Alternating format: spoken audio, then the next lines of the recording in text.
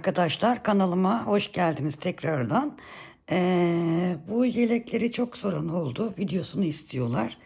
Ben de naçizane anlatmaya çalışacağım. Şimdi burada 3 renk yeleğimiz var. Aynı sayılarla örülmüş ama biraz fark ediyor hepsi birbirine göre. Şimdi mesela bunu Alize Cotton Gold ile ördüm. Koton iple örülmüş. Bunu Kartopu Baby One ile ördüm arkadaşlar. Bunu Himalaya ile ördüm. Himalaya Everyday Bebe Lux Anti Peeling özelliğe sahip iple ördüm. Aslında üçü de aynı sayılarla örülmüş yeleklerimiz. Bu defa da arkadaşlar Nako Elite Baby ile öreceğim. Bunları 3,5'la ördüm hepsini. Pardon, bunu 3 ile ördüm. Bunları 3,5 ile ördüm. Şimdi bunu da 3,5 ile öreceğim. Şimdi dilerseniz hep birlikte yeleğimize başlayalım. Bu arada kanalıma abone olmayı unutmayın lütfen. Abone olduktan sonra yanındaki zil butonuna basarsanız bundan sonraki videolarımdan herkesten önce haberdar olabilirsiniz sevgili arkadaşlar. Yeleğimize ilmeklerimizi atarak başlayacağız. Şişimize 84 ilmek atalım arkadaşlar. 84 tane ilmeğimizi attık. Şu anda örgümüzün arka yüzündeyiz. Şimdi arka yüzünden hemen işlemimizi yapmaya başlayalım. Şimdi arka yüzden hemen 1 2 3 tane ters örüyorum. Sonra 1 2 düz 2 ters olarak devam edeceğim. 2 ters, 2 düz, 2 ters, 2 düz,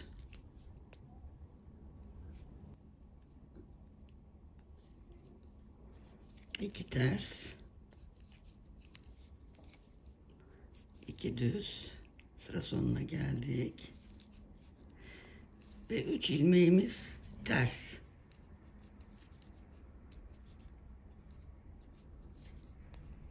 Tersten bu şekilde ördük. Şimdi örgümüzün ön yüzünde bütün ilmeklerimizi düz örüyoruz.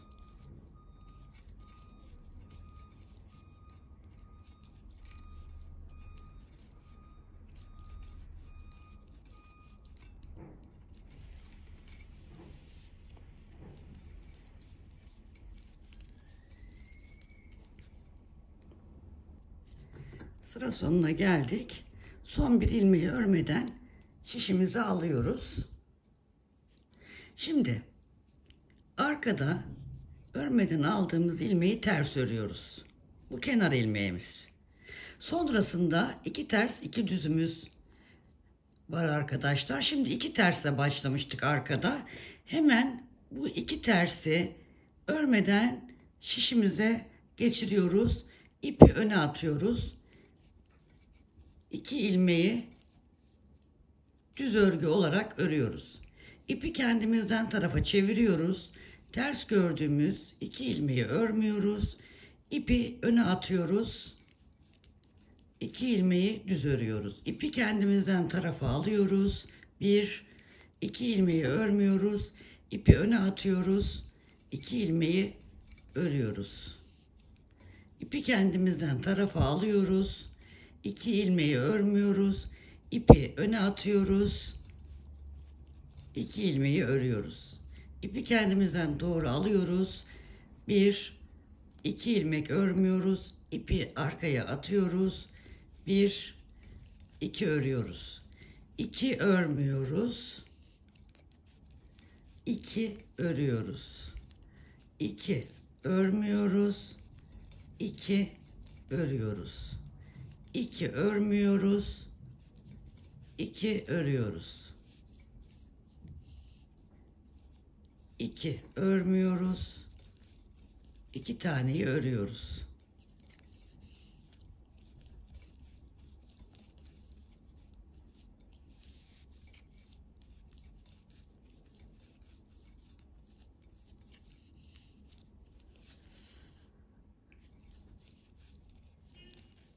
İki ör, 2 örme. Bu şekilde sıramızı tamamlıyoruz.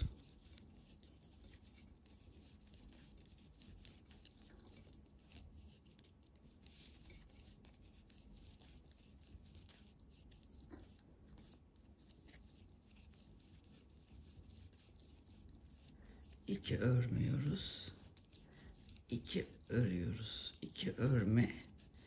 2 ör. Şimdi kenarda 3 tane ilmeğimiz kaldı. 2 örmeyeceğiz. Bir de kenar ilmeğini örmeyeceğimiz için 3 taneyi örmeden şişimize 3 tane ilmeği taktık. İpi bu tarafa geçiriyoruz. Ön yüzde, her ön yüzde, onu hiç söylemeyeceğim, bütün ilmeklerimiz düz örgü olarak örülüyor. Sondaki ilmek örmeden şişe alınıyor. Burada yine hiçbir şey yapmadan bütün ilmeklerimizi öreceğiz. Sıra sonundaki tek ilmeği örmeden kenar ilmeğini örmeyeceğiz. Yani arkaya geçeceğiz.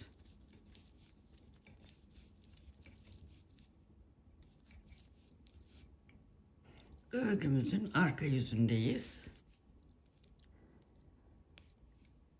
Bir ilmek ters olarak örüyorum. Yine aynı şekilde 2 ilmeği örmüyorum. 2 ilmeği örüyorum. 2 ilmeği örmüyorum. 2 ilmeği örüyorum. İpi kendimden tarafa alıyorum. 2 ilmeği örmüyorum. İpi öne atıp 2 ilmeği örüyorum.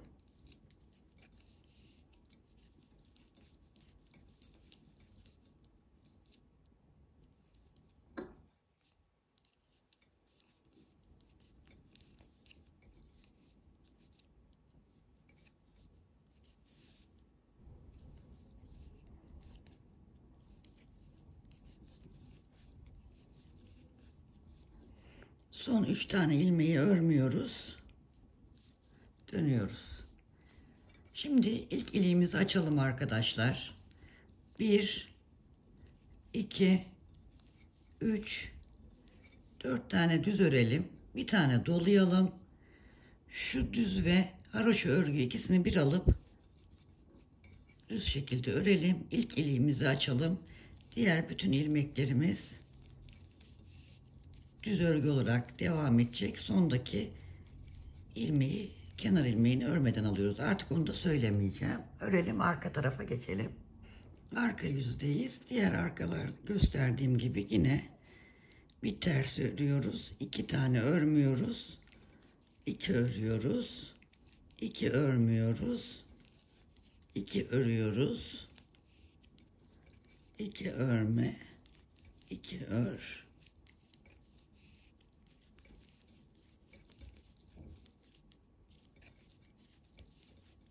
Sırayı bu şekilde tamamlayalım. Şimdi örgümüzün ön yüzündeyiz. Artık roba artırmalarına başlayacağız. İlmekleri şu şekilde ayıracağız arkadaşlar. 15 tane öne, 2 tane roba için, 10 tane kola, arada 2 ilmek roba artırmaları için, 26 tane arkaya, yine 2 ilmek roba artırmaları için, 10 tane diğer kola, 2 ilmek roba artırmaları için, 15'te diğer öne ayırdık. Şimdi roba artırmalarına başlayacağız.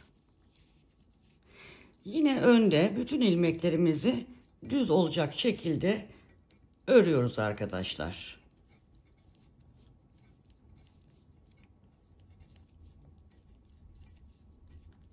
Burada ilk iliğimizi açtık.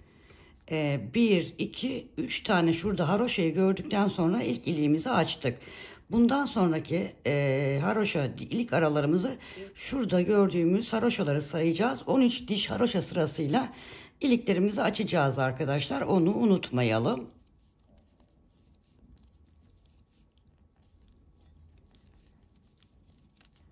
Bütün robalarda olduğu gibi zaten roba nasıl artıracağımız belli. Ya gizli artırma yaparsınız ya şuradan ilmek alıp artırırsınız. Ben şu şekilde artıracağım. Şuraya hemen bir ilmek takıyorum. Pardon, buraya değil. İşaretleyicimi geçireyim bu tarafa. İşaretleyicimi geçiriyorum. Bu iki ilmeğin her iki tarafından birer tane artırma yapacağız arkadaşlar. Diğer ilmeklerimiz düz olarak devam edecek.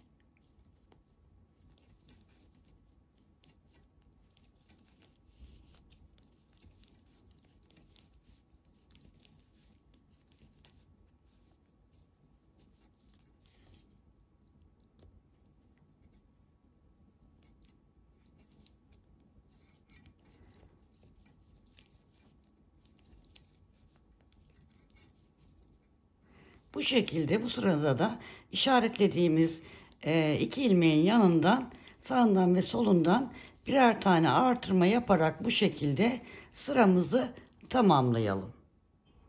Şimdi sıramızı tamamladık. Artırmalarımızı yaptık. Burada yine ilk ilmeğimizi ters olarak örüyoruz. Kenar ilmeğimizi. Sonra sırada iki tane örmediğimiz ilmek var biliyorsunuz. İpi arkaya atıyorum, örüyorum. 2 örmüyorum. 2 örüyorum. 2 örmüyorum. 2 örüyorum. 2 örmüyorum. Öne atıyorum. Bakın bu artırdığımız ilmek devam etseydik öreceğimiz ilmek olacağı için örüyoruz. Bu aradakiler haroşa olarak devam edecek. Önde ve arkada. Şimdi ipimi bakalım şimdi neye denk gelmiş. Ona çok dikkat edeceksiniz. Şimdi burada iki tane örmediğimiz ilmek vardı. Bu da örülecek ilmek. Örüyoruz. Sonra yanındaki iki ilmeği örmeden devam ediyoruz. Yani örneğimizin gelişine göre hareket edeceğiz. O artırdığımız ilmekleri. Bakın şimdi ördük. 2 tane örmedik. Şimdi bunu artırdığımız ilmek öreceğiz. Zaten her iki taraftaki aynı olacağı için karıştırmazsınız. Bu öreceğimiz ilmek olduğu için bu da öreceğimiz ilmek olacak. Yanındaki örmeyeceğiz. Örneğe göre hareket edeceksiniz arkadaşlar. Belki buradan size anlatması zor olabilir ama örerken anlayacaksınız ne demek istediğimi. 2 örüp 2 örmüyoruz ya. O artırdığımız ilmekler ördüğümüze denk gelirse öreceğiz. Örmediğimize denk gelirse örmeyeceğiz.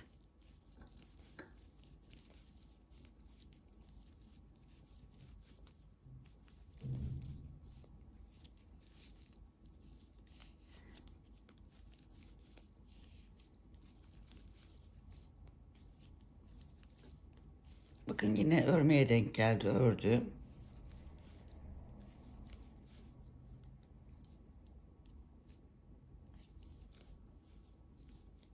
Yanındakiler örülmeyecek. Zaten örnekten de anlarsınız örülecek mi örülmeyecek mi diye. Ona dikkat edeceğiz. Artırmaların yaptığımız ilmekleri nasıl öreceğimize dikkat etmemiz gerekiyor. Önde düz şekilde örelim. Tekrar arkada devam edelim. Önde artırmaları yapmayı unutmayın. Her iki kenar ilmek, her iki artırma ilmeğinin yanındakileri artıracağız arkadaşlar. Yine öndeyim, göstereceğim. Göstermeden atlamayayım. Şimdi yeni başladığımız için karıştırmayalım. Düz örgü olarak örmeye devam ediyorum artırma yerine kadar.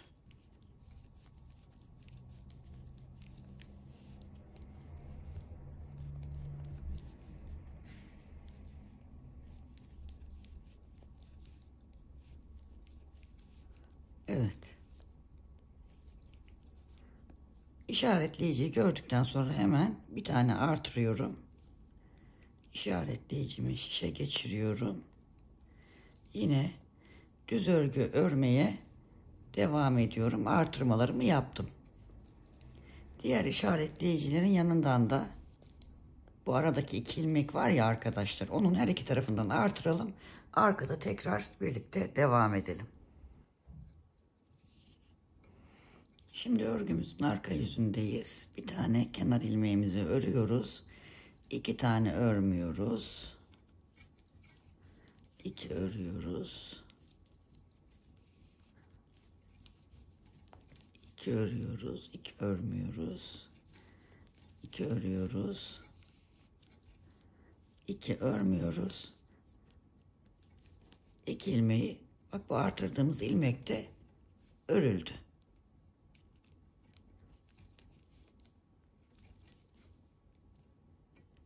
Bu da örülecek.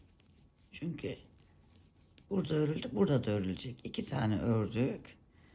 2 örmedik.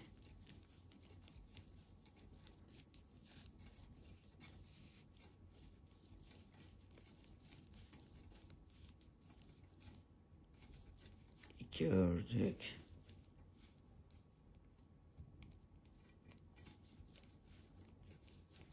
Bu şekilde sıramızı tamamlayalım. Önü de düz örelim. Artırmaları yaparak arkada tekrar birlikte devam edelim. Evet, önde artırmalarımızı yaptık. Şimdi arka yüzdeyiz. Yine kenar ilmeğimizi örüyoruz. 2 örmeden başlıyoruz. 2 örüyoruz. 2 örmüyoruz. Artırdığımız ilmeğe doğru gidiyoruz. 2 ördüm. 2 örmedim. 2 tane ördüm. Bakın burada şimdi bunu örmemem gerekiyor. İpi öne atmam gerekiyor. Ama bu artırma yaptığım ilmek olduğu için bunu ilk artırdığım sırada mutlaka öreceğiz. Buradaki püf noktası bu arkadaşlar. Bunu mutlaka ve mutlaka örün. Aslında örmeden atmamız gereken geçmemiz gereken bir ilmek ama ilk artırdığımız yer olduğu için onu örüyoruz. Onun için bunu size gösteriyorum. Bunu da örüyorum. İlk sıra olduğu için normalde örmemem gerekiyor ama ilk artırma yeri olduğu için bu artırma kenarlarında onu mutlaka öreceğiz. Bir dahaki turda örmeyeceğiz onu. İlk artırdığımız için ördük. Bakın 2 ördüm. Bunu örmemem gerekiyor ama ilk artırma ilmeği olduğu için örgüm düzgün gitsin diye onu örüyorum. Yine geldik. Bir dahaki sırada örmeden atlatacağım burada arkadaşlar. Bunu yapalım. Önde artırmaları yapalım. Bir dahaki sırada da göstereceğim. Anlayacaksınız. Şimdi önde artırmalarımızı da yaptık. Arkadayız. İlk kenar ilmeğimizi örüyoruz. 2 tane örülmeyen ilmeklerle başlıyoruz. 2 ör. 2 örme. 2 ör. 2 örme. 2 ör. 2 örme. 2 ör. Şimdi 2 örme ilmeği yapmamız gerekiyor. Bakın 2 tane ilmek kaldı. Bir önceki sırada bu örmüştük. Aslında örmememiz gereken ilmek olduğu halde örmüştük. Şimdi ilmek güzel ilmek oluşturmak için onu örmek zorunda kaldık. İlk ilmek olduğu için. Şimdi bunu örmüyoruz. Bu da demin artırdığımız, bir önceki sırada artırdığımız ilmek. Şimdi aslında normalde bunu da örmememiz gerekiyor. Ama ilmeğimiz düzgün olması için bunu örüyoruz. İşte buradaki püf noktası bu. Buna dikkat edeceksiniz arkadaşlar. Sonra 2 ilmeğimi örüyorum. Bakın 2 ilmeği örmemem gereken ilmekler. Ama bunu örmek zorundayım. Çünkü bu ilk attığım ilmek. Yoksa çirkin olur. Bunu örüyorum. Bunu örmüyorum. Çünkü onu bir önceki sırada oluşturdum. Sağlamlaştırdım ilmeğimi. 2 örmüyorum. 2 örüyorum. 2 örmüyorum. 2 örüyorum. Şimdi 2 tane örmemem gerekiyor. Birinciyi tamam örmüyorum çünkü altta ilmeğim oluşmuş ama bu artırdığım ilmek. Bunu mecburen örmek zorundayım. Birini örmüyorum, birini örüyorum.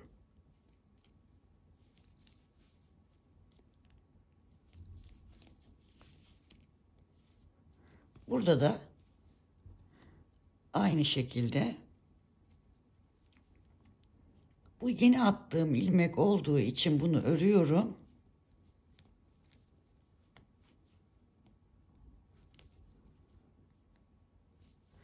Bunu örmüyorum. Ve ilmeklerim geldiği gibi bütün. Yani artırdığımız ilmekleri arkada örüp örmeyeceğimiz ilmeklere göre belirleyeceğiz.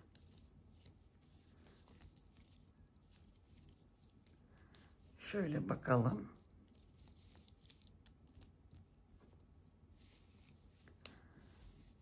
Bakın şuradan artmaya başladı. Birkaç sıra sonra daha güzel olacak. Şimdi arkadaşlar bu şekilde artırmalarımızı önde artırıp arkada da örneklerimizi geldiği şekilde örerek örülecek örülmeyecek ilmekleri dikkat ederek arkada artırmalarımıza devam edeceğiz. Burada ilmek öncesinde yani şu işaretleyici öncesinde 35 tane ilmeğimiz olana kadar artırmalarımıza devam edelim arkadaşlar. Evet arkadaşlar artırmalarımızı yaptık. Buradan sayarsak burada 36 tane ilmeğimiz oldu. Şimdi şu ayraçlarımızı arkadaşlar 2 tane ortada haroşamız ilerliyordu biliyorsunuz. O 2 haroşanın arasına takalım. Yani bir tanesini öne verelim. Bir tanesini kola verelim. Şu fazladan olanı çıkartalım. Burada da aynısını yapalım. Bu 2 tane haroşa vardı. Ortada ilerleyen biliyorsunuz. Ayracımızı çıkartalım. İkisinin ortasına takalım. Diğer ayracı çıkartabiliriz. Burada da aynısını yapalım. Şimdi kolları ayıracağız artık. O yüzden haroşaların biri öne, biri kola, biri arkaya olacak şekilde paylaşımımızı yapacağız. Şimdi şişimizde arkadaşlar burada 37 ilmek var. Kollarda 54 ilmek, arkada 70 ilmek olmak üzere diğer kolda da 54, diğer önde de 37 ilmeğimiz var şu anda. Şimdi kolları yapacağız. Ön yüzdeyiz yine. Örmeye devam ediyoruz. Biliyorsunuz ön yüzde düz örgü olarak örüyoruz.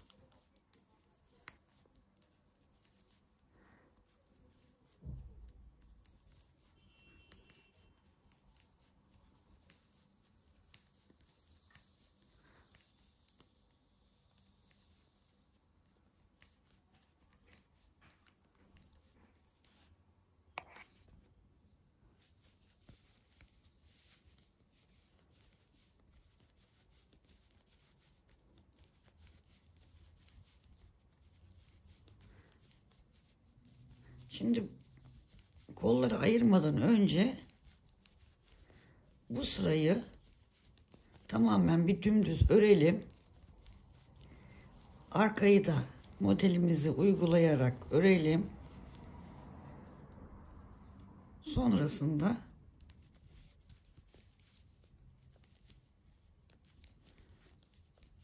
bir sonraki sırada da kolları ayıralım. Şimdi burayı düz örelim.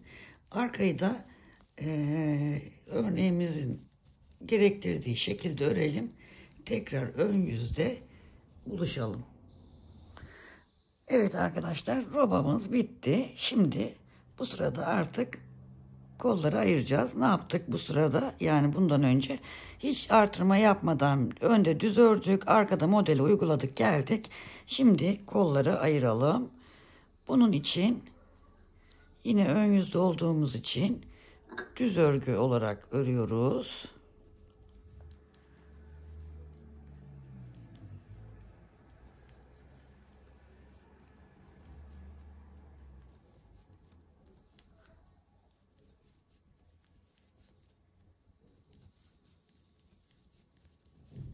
Ön ilmeklerimiz düz örgü olarak örüyorum.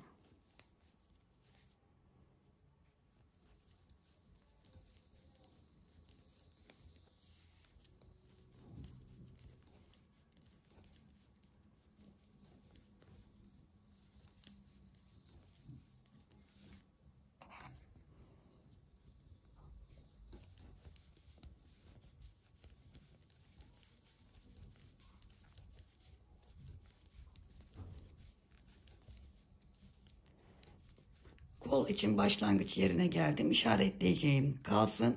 Dönüşte oraya kadar örgümü öreceğim için karışmasın diye yine kolu düz örgü olarak örmeye devam ediyorum. Ta ki bu işaretleyeceği kadar örelim arkadaşlar, dümdüz.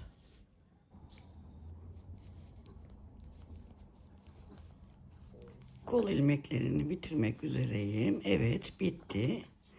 Şimdi bu ayracı buradan artık çıkartabilirim.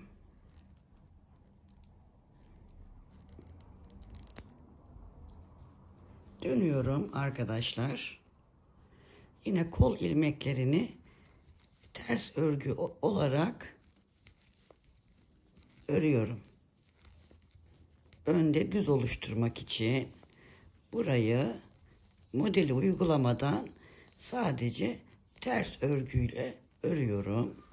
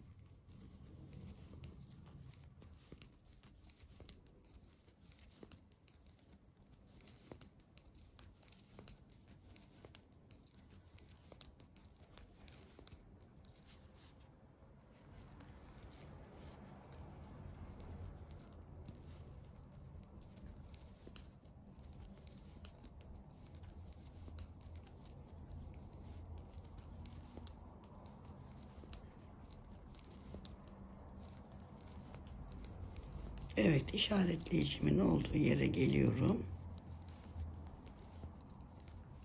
Kol ilmeklerimi önde düz, arkada ters ördüm. Şu işaretleyicimi de çıkartayım, dönüyorum. Şimdi sadece bu kol ilmeklerinde çalışma yapacağız. Biye çalışması yapacağız arkadaşlar. Bunun için de hemen şuradan, bakın şu ilmekten bir tane örer gibi yapıyorum. Şişime yeniden takıyorum. Bir. Aynı ilmeğin içinden bir tane daha yapıyorum. 2. Bir tane daha yapıyorum. 3. 3 tane burada ilmek artırmış oldum. Şimdi bu ilmekleri 1, 2, 3 ve dördüncüyü birlikte alarak örüyorum. Şimdi aynı ilmekleri tekrar sol şişime geçiriyorum. Yine bir düz, iki düz, üçüncü ve dördüncü ilmeği birlikte alıyorum. Tekrar bunları sol şişime geçiriyorum. Bu biye çalışması, bunu göstermiştim daha önce. Yine bir, 2 örüyorum. İlmeğimin yönünü düzeltip 3 ve 4'ü birlikte alıyorum. Yine sol şişime geçiriyorum. 1 2 örüyorum. İlmeğimin yönünü düzeltip 3 ve 4'ü birlikte alıyorum. Yine aynı şekilde bütün ilmekler bitene kadar 1 2 örüyorum. Üçüncünün yönünü düzeltiyorum. 3 ve 4'ü birlikte alıyorum. Yine sol şişime takıyorum. Bakın bu şekilde biye oluşturuyorum. Bütün ilmekler bitene kadar bunu yapalım arkadaşlar. Devam ediyorum. Son ilmeğimin yönünü değiştiriyorum. Bu iki ilmeği birlikte alıyorum ve ilmeklerim bitti, kol ilmekleri. Yine bunları sol şişime geçiriyorum. Birinciyi örüyorum. Şu ikisini şu şekilde bir alıp örüyorum. Bunu da üstünden geçiriyorum arkadaşlar. Şöyle çekiyorum. Bakın kol biyemiz tamamlandı.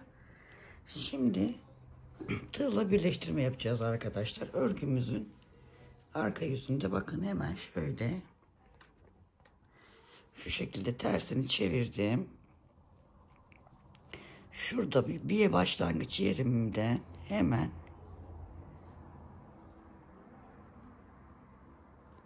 şuradan tığımı geçiriyorum. Buradaki ilmeği şu şekilde bir zincir atarak bu ucu birleştiriyorum. Şimdi ikisini bir örerken birleştirme yapacağım.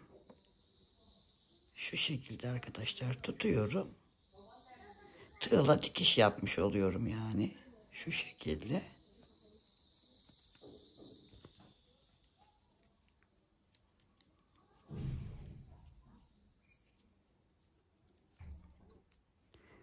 Şu şekilde bunu şişime takıyorum. Şöyle bir döndürüp bakıyorum. Şimdi burada iki tersimiz var. İki tersimiz var. Ortada iki tane düz ilerleyecek. Bu dikiş yaptığım ilmek bir tane ilmeğim olacak. Bir tane de şuradan hemen bir ilmek alıyorum. Gizli artırma şeklinde. Bir tane de böyle örüyorum. Yani koltuk altından iki tane artırma yapmış oldum arkadaşlar. Bir dikiş yaptığım ilmek, bir de aradan bir ilmek çıkarttım. Ve arka bedeni örmeye devam ediyorum.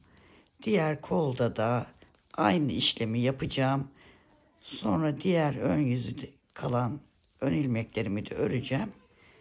Ve kollarımı ayırmış olacağım. Bakın şöyle göstereceğim hemen. Kolumuzu yapmış olduk arkadaşlar. Bu şekilde. Şimdi diğer kolu da anlatmayayım, uzun sürmesin. Aynı şekilde diğer kola ne yaptıysak diğer kola da aynısını yapalım. Dikişini tamamlayalım.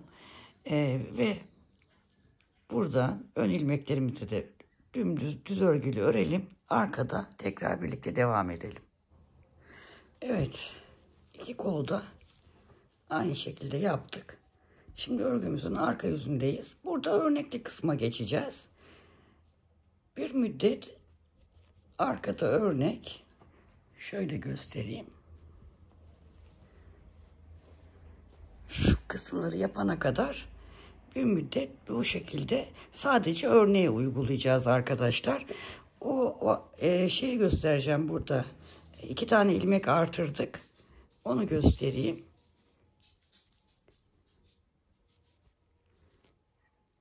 İki örmüyoruz, iki örüyoruz. Aynı örneğimizi yapmaya devam ediyoruz.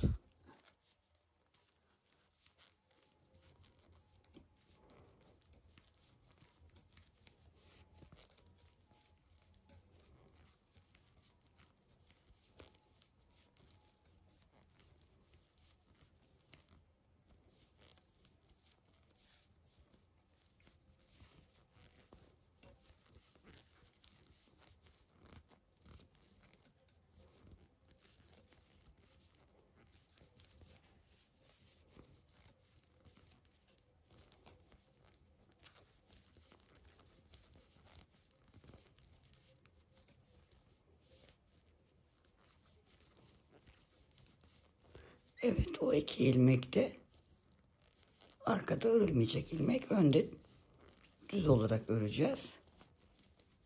Denk geldi gördüğünüz gibi. Diğer koltuk altında da aynı. İlmeklerimiz zaten denk geliyor. Modelimizi uygulamaya devam edelim. İlikleri açmayı unutmayalım. Bu şekilde sevgili arkadaşlar.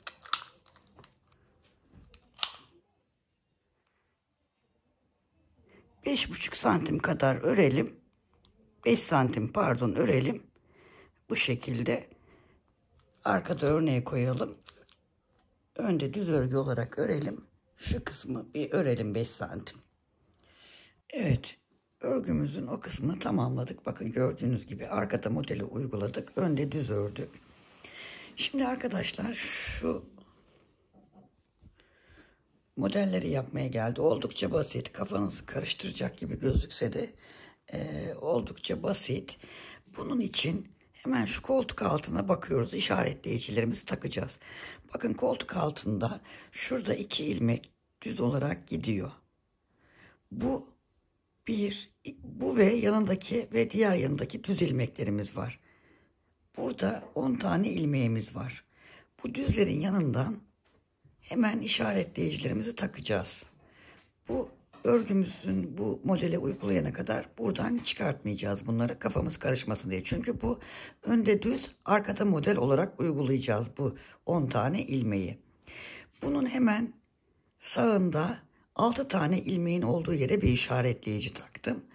Diğer sol yanında da 6 tane ilmeğin olduğu yere bir işaretleyici taktım. Bunlar da şu modellere uygulayacağımız ilmekler. Diğer koltuk altında da aynı şekilde şu 1, 2, 3 tane düz model gelen ilmeklerimizin hemen yanından 10 tane ilmeğimiz var burada. Önde düz, arkada model uygulanacak. Hemen sağında 6 ilmek ayırdım. Hemen solunda 6 ilmek ayırdım. Şimdi bu 6 ilmek önce 4 sıra düz olacak. Yani bir gideceğiz, bir geleceğiz. Bir gideceğiz, bir geleceğiz. Yani gidiş ve dönüşlerle 4 sıra bu 6 ilmek önde düz olacak. Diğer bütün ilmeklere modelleri uygulamaya devam edeceğiz. Yani bu 6 ilmeğe, buradaki 6 ilmeğe, buradaki 6 ilmek, buradaki 6 ilmek 4 sıra düz olacak. Önde düz, arkada ters öreceğiz. Sonrasında bu önde ters, arkada düz olacak. Yani şu oluşacak. Önce şunu oluşturacağız, sonra bunu oluşturacağız arkadaşlar. Şimdi ben öndeki düz sırasını ördüm. Arkadayım.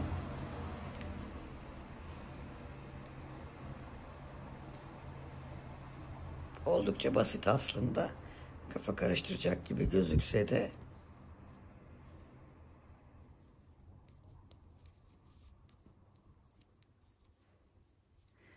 Diğer ilmeklere dediğim gibi modelimizi uygulamaya devam ediyoruz.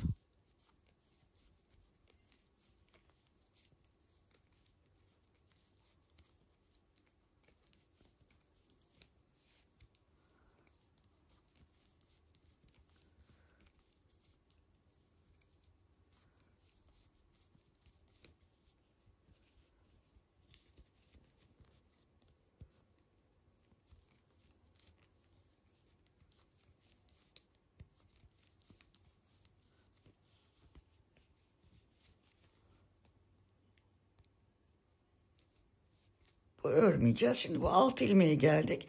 Bu 6 ilmek ters olarak örülecek arkadaşlar. Burada önde düz oluşması için.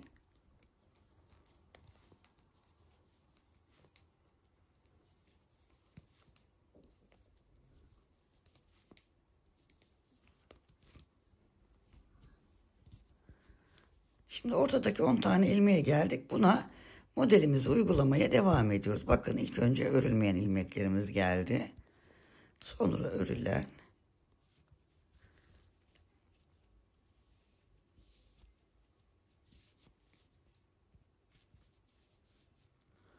Örülmeyen. Örülen ilmeklerim. Örülmeyen ilmeklerim. İşaretleyicimi geçiriyorum. Bakın bu 6 ilmeğe geldim. Bu 6 ilmek ters olacak.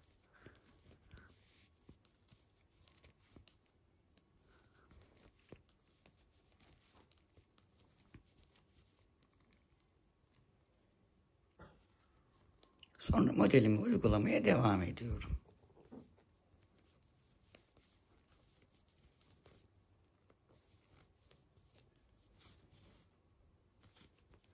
Bakın burada o 6 ilmeğin olduğu yer 2 diş ters örgü oldu. Bu 4 tane olacak. Yani bir daha gideceğiz, geleceğiz. Bu 4 olacak. Sonra bu ilmekleri önde ters, arkada düz öreceğiz. O şekilde örmeye devam edeceğiz.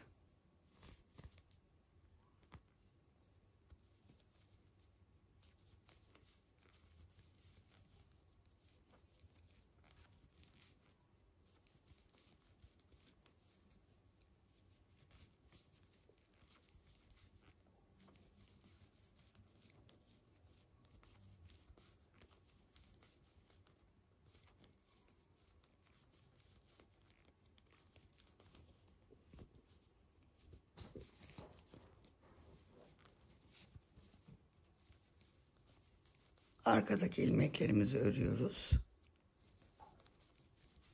Şu anda.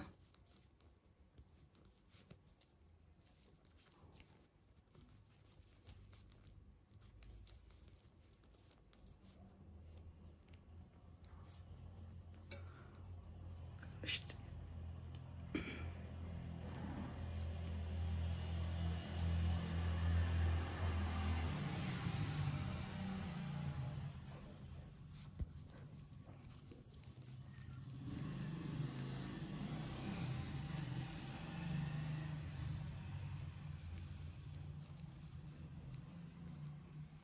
bakın yine o 6 ilmeğe denk geldik. Bunu ters örüyoruz.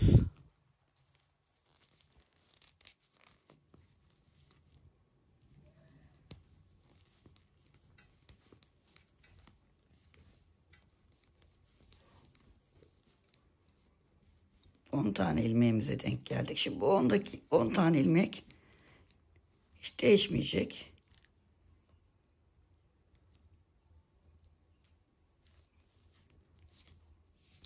Sabit 10 tane ilmeğimize devamlı model uygulayacağız arkadaşlar.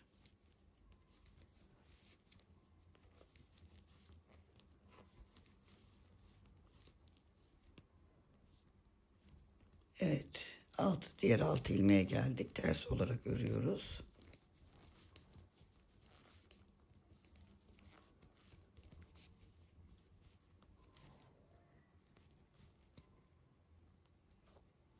Pardon, ben de şaşırdım.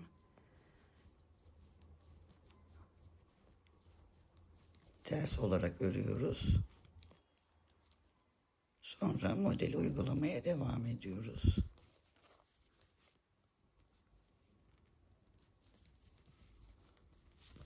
Hava o kadar sıcak ki şişte ilmekler ilerlemiyor.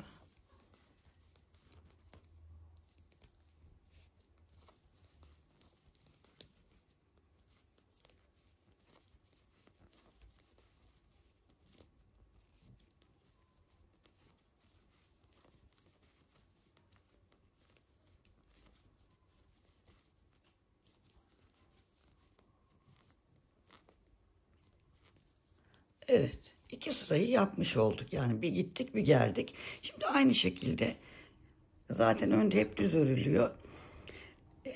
Bir daha bir gideceğiz. Arkada bu 6 ilmeğimiz yine ters olarak örülecek.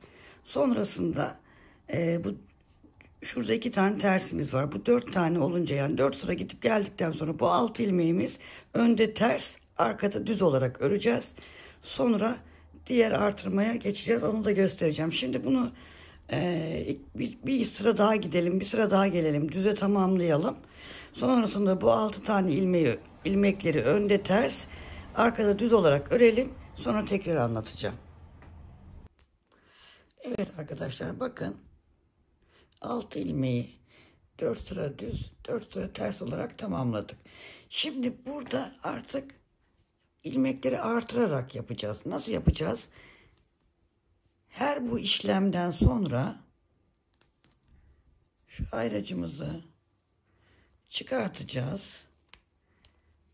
2, 4 ilmek ekleyeceğiz. Burada da bu 10 tane ilmek sabit ortada. Burada da 6 ilmeğe 4 ilmek daha ekleyeceğiz.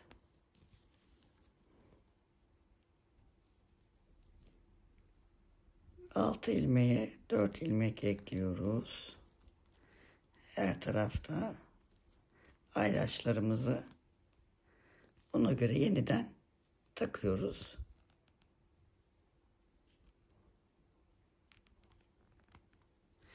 Şimdi bu 2, 4, 6, 8, 10 ilmeğimiz oldu. Bu 10 ilmeğe aynı burada uyguladığımızı yapacağız. 4 sıra düz, 4 sıra ters yapacağız. Sonra 4 ilmek daha ekleyeceğiz. Onu da 4 sıra ters, 4 sıra düz olarak yapacağız. Bunu kaç defa yapacağız? Şu ters örgülerden sayarsak 1, 2, 3, 4, 5 defa arkadaşlar bunu yapacağız. Sonra 3 sıra düz örgü öreceğiz. Orayı göstereceğim. 3 sıra düz örgü ördükten sonra zaten direkt modele geçeceğiz tekrardan. 1, 2, 3, 4, 5 tane yapalım. 5'ten sonra mevcut ilmekleri 3 sıra düz örelim. Arkada bütün ilmekleri örneğimizi kuralım. Örelim. Şurayı tekrar gösteririm size. Model aynı model. Şu bitişi gösteririm tekrar size arkadaşlar. Evet arkadaşlar, gördüğünüz gibi tamamladık. 1, 2, 3, 4, 5 tane önde ters oluşturduk. Ve sonrasında da 1, 2, 3 sıra düz örgü olarak önde düz örgü olacak şekilde ördük. Şöyle bakarsak arkada zaten 1, 2, 3 sıra tersi gördükten sonra artık model sadece şurada gördüğümüz bu modelimizi uygulayacağız. Şöyle göstereyim. Bakın burada bu en son yaptığımız, sonra 1, 2, 3, 4, 5, 6 ya da 7 sıra bu modeli uygulayalım. Önde düz, arkada modeli uygulayalım. Sonra 5 sıra düz ördükten sonra önde bütün ilmeklerimizi ön tarafta keselim. O böyle kendi kendine kıvrılacak. Sonra birlikte yakayı yapacağız arkadaşlar. Yakada bu şekilde de çalışabiliriz. Şu şekilde de, ama bu basit. Şunu çalışalım. Diğer yakayı çalışalım. Şimdi bu dediğim kısmı örelim. Şu alt kısmını örelim arkadaşlar. Düğmelerini de dikelim olmazsa. Sonra yakayı birlikte çalışalım. Evet arkadaşlar, gördüğünüz gibi yeleğimizin düğmelerini de diktik. Yelek bitti. Bir tek arkayı da göstereyim. Bir tek yakası kaldı arkadaşlar. Bunun için de şu düğmelerimizi bir açalım.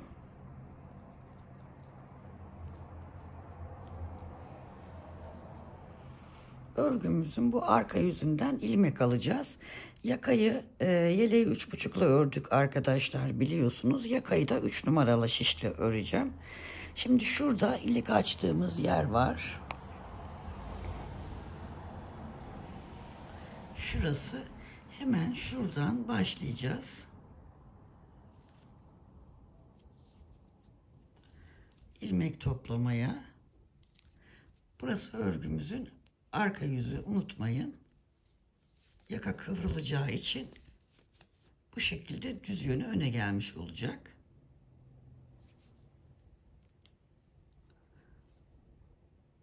Bu şekilde belirli aralıklarla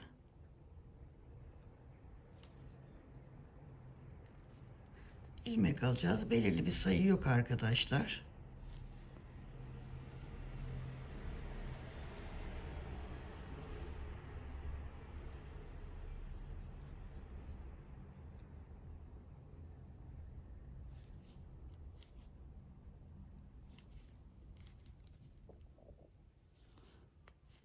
Bu şekilde ilmekleri toplayalım.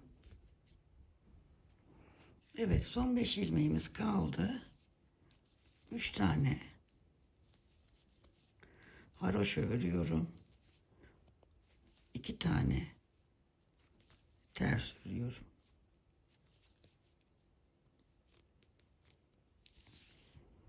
Dönüyorum.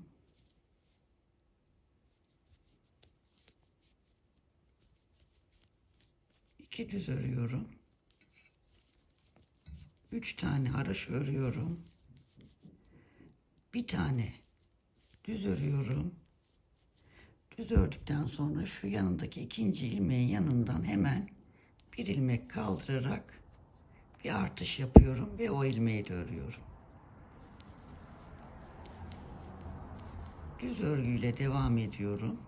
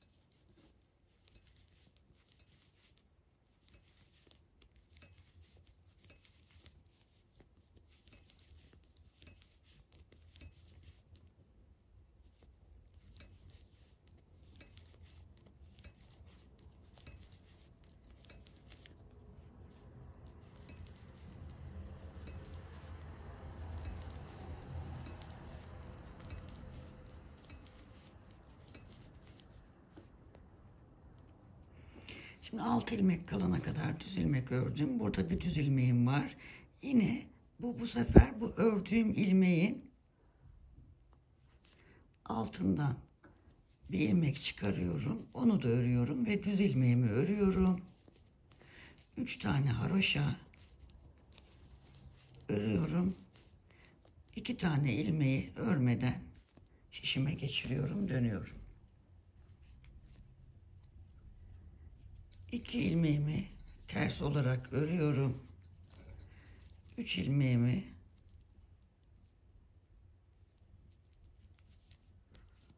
haroşa olarak örüyorum. Diğer ilmekleri ters örgü olarak örüyorum. Sıra sonuna kadar 5 ilmek kalana kadar devam edelim. 5 ilmeğim kaldı. 3 tanesini haroşa örüyorum.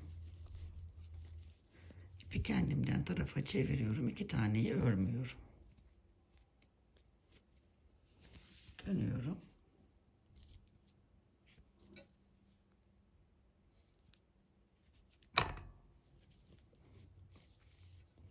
İki tane düz örüyorum. 3 tane haroşa örüyorum. Bir tane düz örgümü örüyorum. Bir tane şu alttan çıkartıp bir düz örüyorum. Bir de aynı ilmeği örüyorum arkadaşlar. Artırma yapmış oldum, yani ikinci artırmayı yapmış olduk.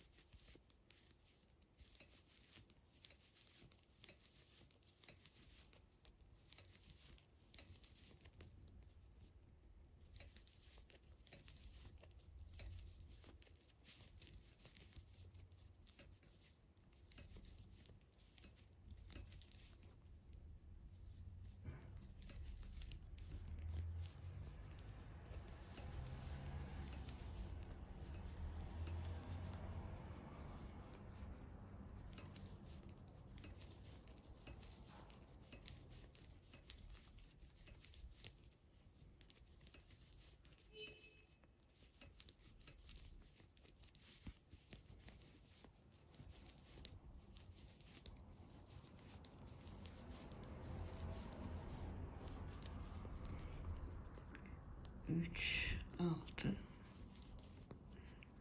6 ilmeği görünce hemen şu alttan yine bir ilmek kaldırıyorum. Düz örüyorum. Bir de bu düz örgümü örüyorum. 1, 2, 3 tane haroşa örüyorum. 2 ilmeği örmeden şişimi alıyorum. Dönüyorum. Şimdi ikinci artırmaları yaptık. 4 defa daha bu işlemi yapacağız.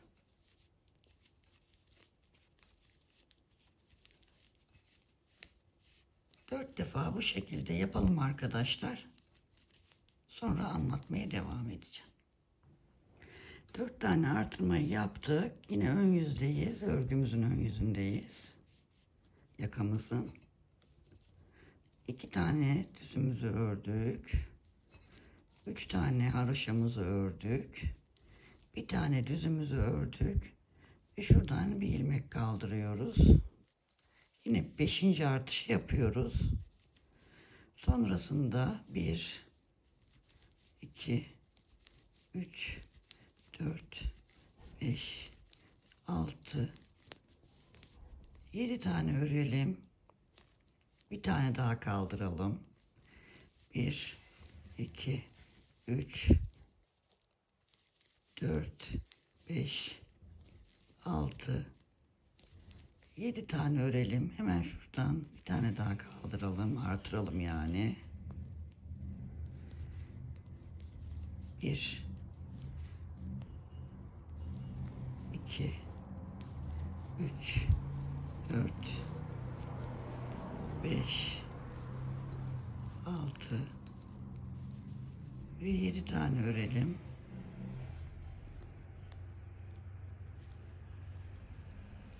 Bir tane daha artıralım kaldırıp. 1, 2, 3, 4, 5, 6, 7,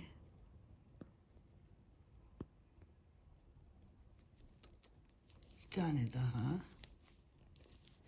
1, 2, 3, 4, 5, 6 ve 7. Bunu niye yapıyoruz? Yakamız güzel devrilsin diye.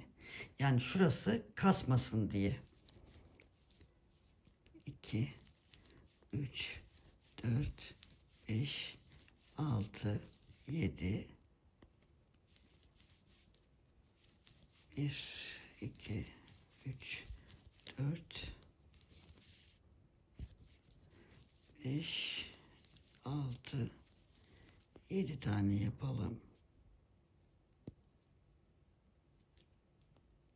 Bir tane daha artıralım. 1, 2, artık sona geldik. Sondan 7. ilmeğimizi de ördük. Hemen şuradan bu kenardan 5. artırmamızı yapalım. Bir düzümüzü örelim. 3 haroşamızı örelim. 2 tane ilmeğimizi örmeden şişimize takıp dönelim. Şimdi bu kenardaki 2'şer ilmeklerimiz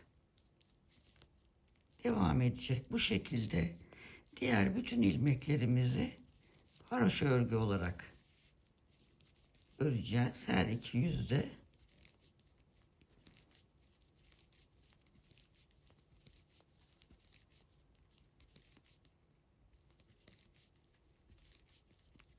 haroşa örgü öreceğiz.